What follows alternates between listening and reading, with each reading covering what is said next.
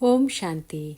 আজকের মুরলির তারিখ 24শে মে 2024।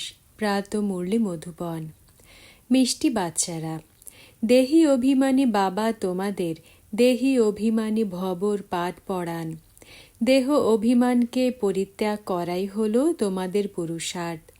প্রশ্ন: দেহ অভিমানী হলে সর্বপ্রথমে কোন রোগ উৎপন্ন হয়? উত্তর: নাম রূপের।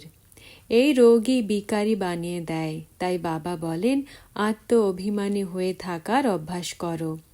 এই শরীরের প্রতি তোমাদের কোনো আকর্ষণ থাকা উচিত নয়। দেহের আকর্ষণ থেকে মুক্ত হয়ে একমাত্র বাবাকেই স্মরণ করো, তবেই পবিত্র হয়ে যাবে। বাবা তোমাদের জীবন বন্ধ থেকে জীবন মুক্ত হওয়ার যুক্তি বলে দেন। এটাই হলো তোমাদের পড়াশোনা।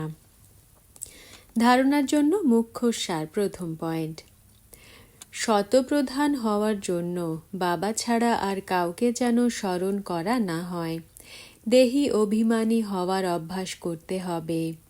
দ্বিতীয় পয়েন্ট: সকলের সঙ্গে ক্ষীরখণ্ড হয়ে থাকতে হবে। এই অন্তিম জন্মে বিকারের ওপরে বিজয় লাভ করে জগজ্জিত হতে হবে। বরদান: বাবার ছত্রছায়াতে সদা আনন্দের অনুভব করা আর অন্যদেরকে করানো বিশেষ আত্মা ভব। ব্যাখ্যা: যেখানে বাবার ছত্রছায়া আছে সেখানে সদা মায়ার থেকে সেফ থাকবে। ছত্রছায়ার মধ্যে মায়া আসতে পারবে না। পরিশ্রম করা থেকে শত দূর হয়ে যাবে, আনন্দে থাকবে। কেননা পরিশ্রম আনন্দের অনুভব করতে দেয় না। ছত্র ছায়াতে থাকা এই রকম বিশেষ আত্মারা এই শ্রেষ্ঠ পড়া করেও আনন্দে থাকে। কেননা তাদের মধ্যে নিশ্চয় আছে যে আমরা হলাম কল্প কল্পের বিজয়ী আত্মা, পাস হয়েই আছি। তাই সদা আনন্দে থাকো আর অন্যদেরকে আনন্দে থাকার বার্তা দিতে থাকো। এটাই হলো সেবা।